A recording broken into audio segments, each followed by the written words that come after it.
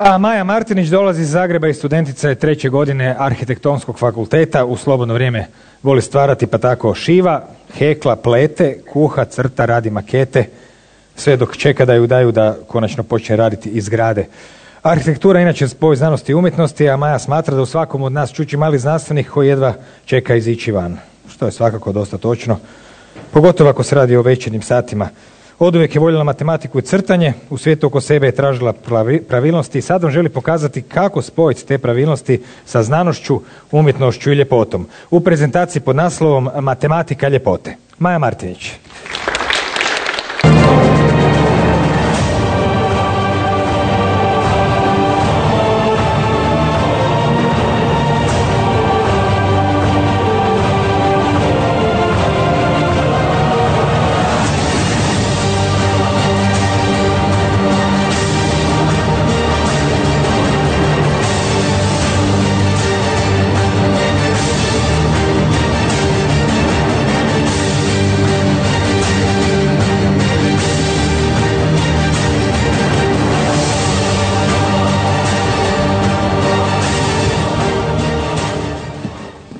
Dobar dan.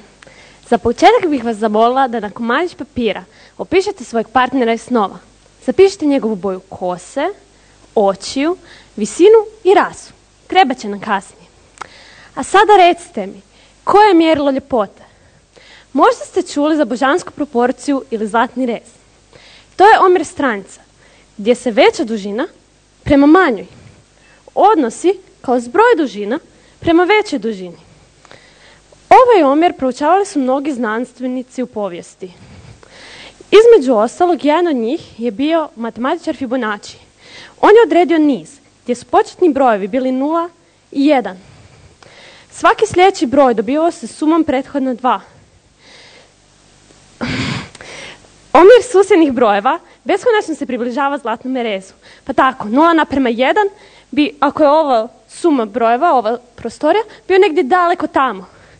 1:1 bi bio ovdje, 2:1 negdje ovdje, 3:2, 5:3, 8:5 i tako dalje. I beskonačno bi se s jedne pa s druge strane približavali ovome broju, koji je beskonačan decimalan broj koji iznosi otprilike 1,618.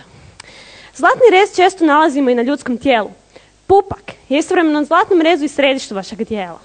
Na zlatnom rezu, ako uzmemo dužinu od vrha glave do dna stopala, a na središtu, ako raširimo ruke i oko pupka opišemo krug, tada su vrhovi naših prstiju i naša stopala dodirivati će kruznicu. Osim Fibonaccija, Le Corbusier, arhitekt, je također proučavao zlatni rez. On je napravio 2 niza, crveni i plavi. Crveni počeši od visine 183 cm, što je 6 stopa, i dijeleći tu duljinu na zlatne rezove. Plavi uzeći visinu od 226 cm, koja je dupla visina pupka. Iz ova 2 niza iskoristio je da bi dobio nekakve funkcionalne mjere. Na primjer, visina štokrleka, visina stolca, visina stola, visina prozora, visina pulta i još neka visina. Nije bitno. Imamo još i visinu ukupnu prostorije nekakve. Osim njega, zlatni rez se pojavljuje u ranijim vremenima. Pogledajte kako kada predimenzioniramo ovu istu stvar se poklapaju linije zlatnog reza. Znači, pupak je na granici gornjeg i donjeg dijela, pazuh na granici zabata.